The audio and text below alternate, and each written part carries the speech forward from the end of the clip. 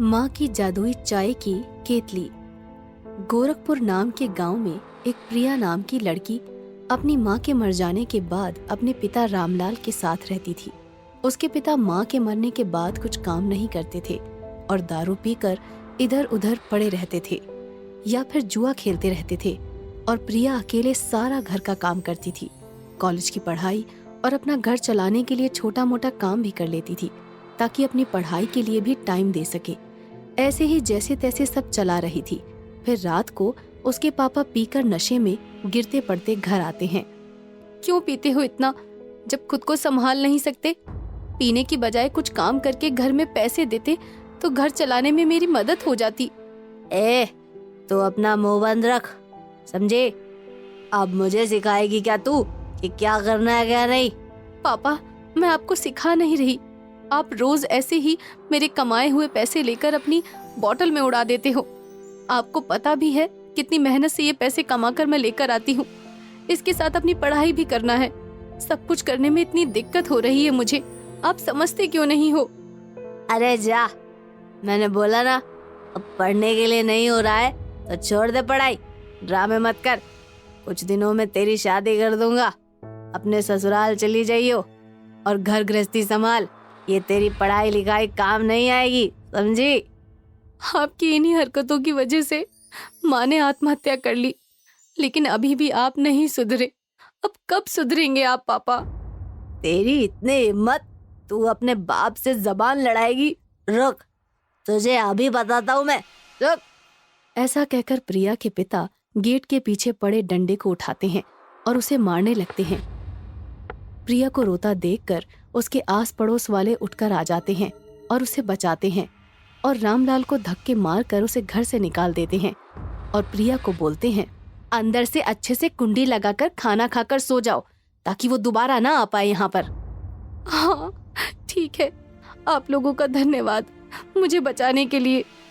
ऐसा कहकर प्रिया अंदर से कुंडी लगा लेती है और माँ की फोटो के पास बैठकर अपने चोट पर दवाई लगाते हुए बहुत रोने लगती है और अपनी माँ की फोटो से बातें करती है। माँ, तुम मुझे किस जालिम के बीच छोड़कर चली गई।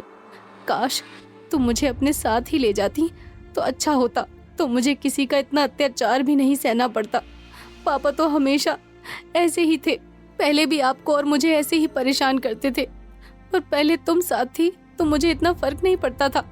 मैं तुम्हारे साथ खुश रहती थी, पर तुमने मुझे अकेला क्यों छोड़ दिया इस जालिम के बीच? माँ क्यों चली गई? पापा डेली दारू पीकर मुझे मारते हैं। ऐसे कैसे मैं कॉलेज जाऊंगी? माँ कैसे पढ़ूंगी मैं? पापा मेरी शादी अपने जैसे किसी पियक्कड़ के साथ करना चाहते हैं ताकि तुम्हारी जैसी हालत मेरी भी हो जाए। ऐसी जिंदगी जीने से अच्छा है मैं मर जाऊं। मैं अब जीना नहीं चाहती माँ, मैं मर जाना चाहती हूँ। मैं आपके पास आना चाहती हूँ माँ, माँ। ऐसा कहकर वो खूब जोर जोर से रोने लगती है। रोते रोते ऐसे ही बैठे बैठे सो जाती है और अगला दिन हो जाता है।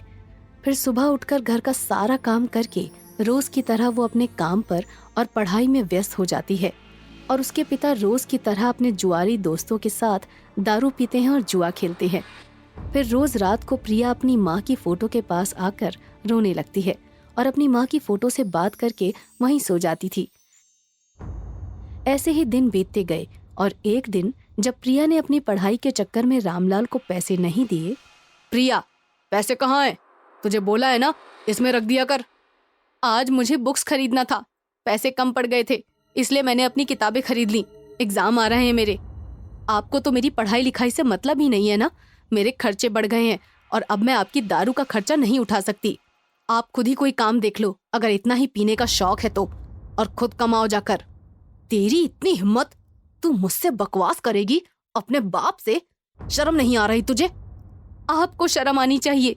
अपनी बेटी के कमाए हुए पैसे से आप खाते तो हो ही और साथ में दारू भी पीते हो आप। तेरी जबान आज कुछ ज्यादा ही चल रही है। थोड़ा सा पढ़ क्या ली, हवा में उड़ने लग गई है। लगता है पुरानी मार याद नहीं है तुझे, याद दिलाना पड़ेगा तुझे। ऐसा कहकर वो बड़ा सा डंडा निकालता है और प्रिया को मारने लगता है। पापा मत मारो मुझे, पापा मत मारो पापा। रामलाल अपनी बेटी को मारने के बाद उसकी किताबों में आग लगा देता है और पैसे लेकर दारू पीने चला जाता है। उसके जाने के बाद प्रिया अपनी माँ की फोटो के सामने रोते हुए जहर खाकर सुसाइड करने जा रही होती है कि इतने में उसकी माँ की आत्मा आ जाती है और उसे गले लगाकर समझाती है और एक जादुई चाय की केतली का राज बताती है। बेटा, हिम्मत मत हार, जो गलती मैंने की है वो तुम मत करना। घर के थोड़ी दूर पर एक खेत है, उसमें मैंने जादुई चाय की केतली तेरे पापा से छुपाकर गाड़ रखी है ताकि तेरे पिता इसका दुरुपयोग ना कर सके। तू उसे निकाल लेना और जो भी तुम उससे बोलोगी वो सब हो जाएगा।